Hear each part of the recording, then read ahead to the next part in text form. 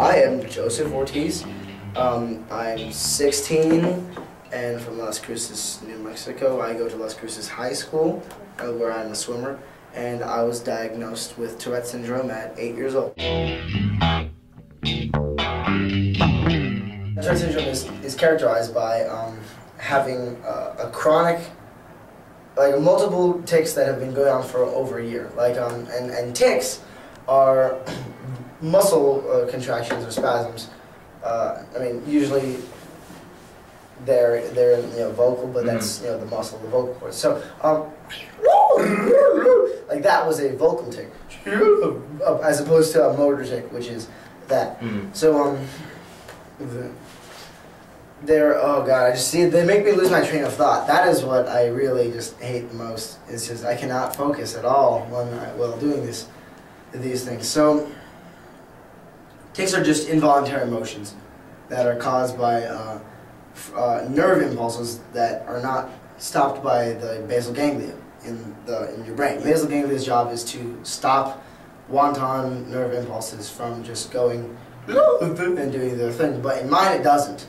Especially in a case like mine, in which I have it's called a comorbidity, which is where you have a neurological condition such as Tourette's syndrome, as well as ADHD, OCD, or attention deficit hyperactive disorder, activity, whatever you want, disorder, obsessive compulsive disorder, a variety of executive disorders. It really just runs amok in about 80% of people with Tourette's. People with medications, people who take medications, oftentimes a medication for one of the disorders will worsen another one. Like they can give you anti-seizure medications, like what was it, Risperidol? Yeah, for Tourette's syndrome, but those can make the ADHD worse. Or they can. So what usually they've been doing lately is giving you blood pressure lowering medications, because that reduces just the amount of brain activity.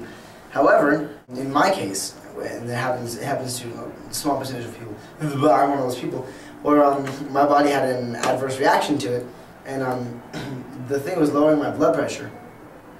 However, my body was artificially raising it to try and compensate for the lowering. So what I did was, in the morning when I would take my dosage, I would just boom.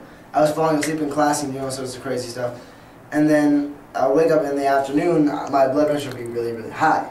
And so it was fluctuating a lot and my heart wasn't able to keep up. So one day during swim practice, we were doing a sprint set that required a really high median heart rate.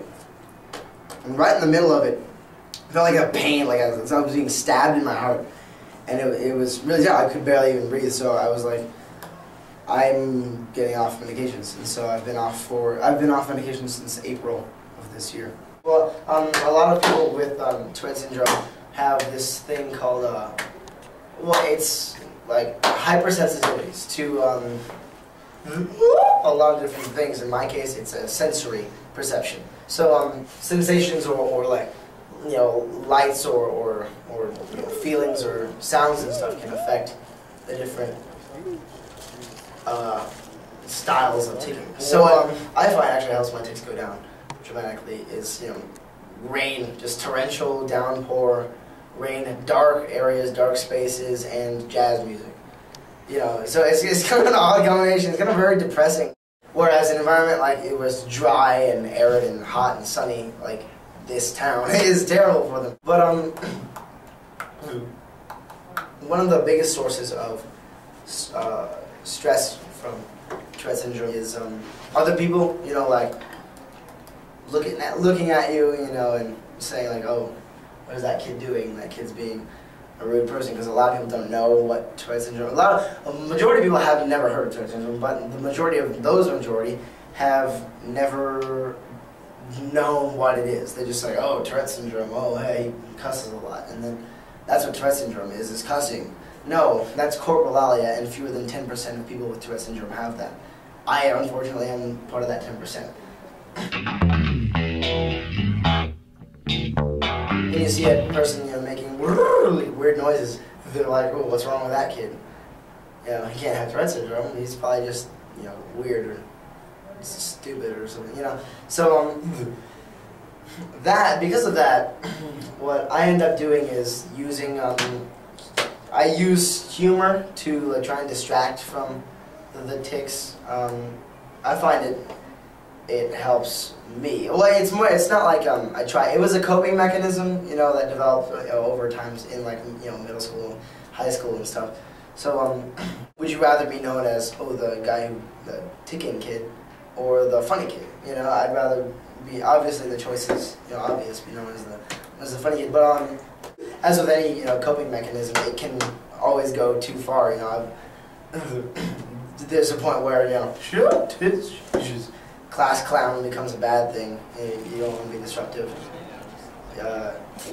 on purpose rather than disruptive on accident. You know, so it's just a trade-off. Like another coping mechanism I always had is like intelligence. You know, so like because a lot of people's first impression is, oh, that dumb kid making all those noises. You know, so I say, oh, I'm a dumb kid, eh? And so I kind of just make myself smarter, I suppose, in defense of that.